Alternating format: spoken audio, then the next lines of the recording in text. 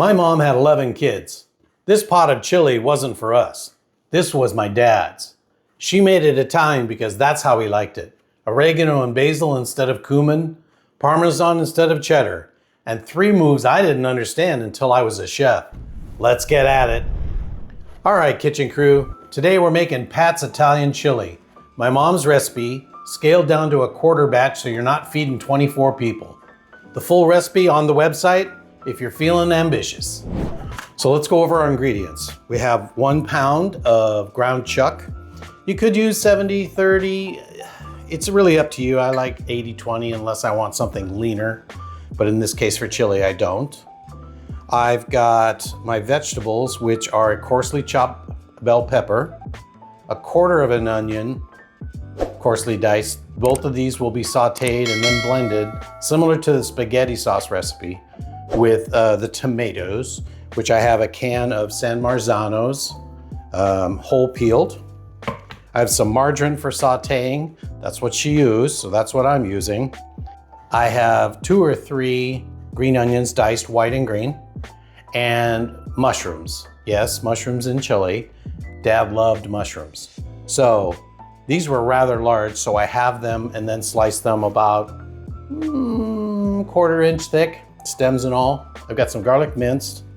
I've got a fair amount of chili powder, oregano. In this case, I'm using Sicilian oregano because Mom leaned Italian, so why not?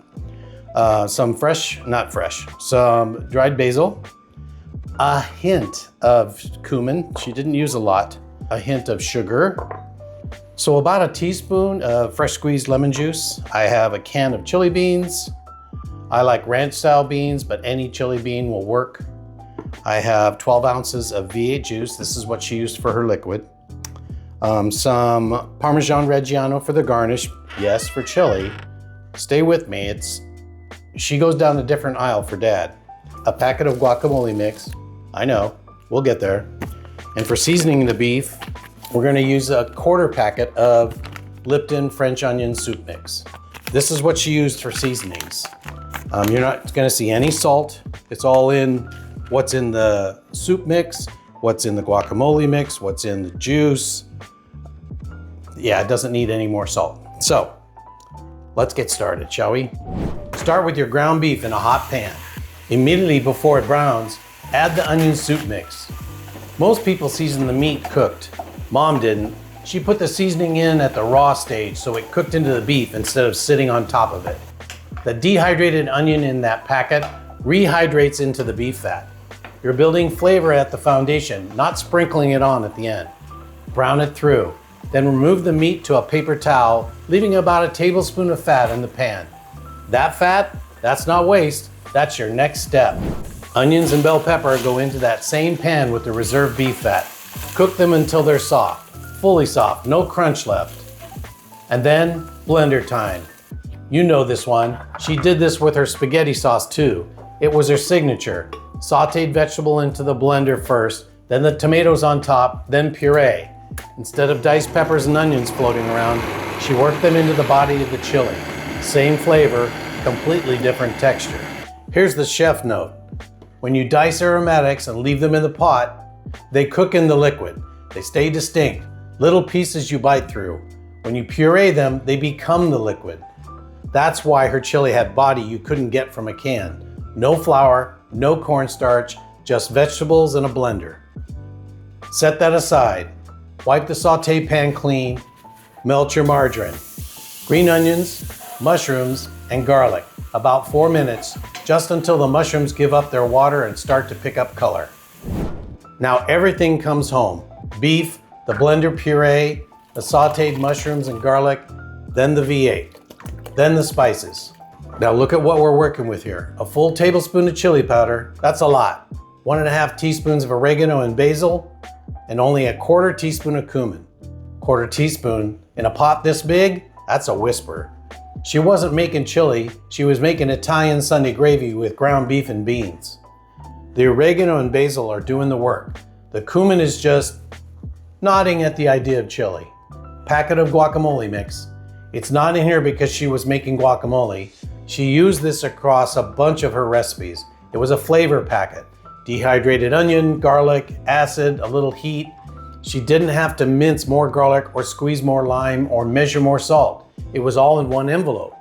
Is it weird? Maybe. Does it work? It's the thing you can't quite identify in the background, and that's exactly the point. Chili beans. The recipe calls for half a can for a pound of beef, which, if you're paying attention, is not a lot of beans for a pot this size. My dad didn't like canned beans, so Mom kept them light. They're in there, but they're not the point.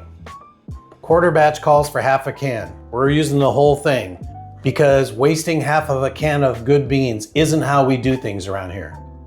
Bring it to a simmer, drop the heat, and let it ride for 45 minutes to an hour. 2 if you've got the time. And here's where she told you it wasn't chili. Parmesan, not cheddar, not sour cream, not jalapenos, Parmesan. In this case, Parmesan Reggiano. Because in her kitchen, Italian food got finished with Parmesan. That's just how you did it. Kind of spicy, I like it. It's gotta be the chili powder, that's all that's in there. I don't remember a chili day the way I remember Sunday chicken or Monday spaghetti. There wasn't a ritual around this one.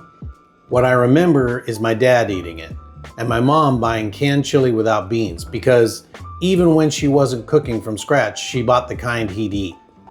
She cooked Italian because he loved it. The oregano, the basil, the parmesan on the end. She had 11 kids to feed and she did every day, but this recipe leaned towards him. And I think that's worth making. Full recipe on the website. Quarter it, half it, or make the whole batch and freeze it. It's even better after a week in the freezer. If you've got someone who'd love a bowl of this, make it for them. That's the whole point. Next time on Mom's Table, Pat's Chowder, September 10th. Subscribe so you don't miss it. And if you want to see more of Mom's recipes that fed a crowd, check out the playlist here. Like and share, kitchen crew. Later, Mom.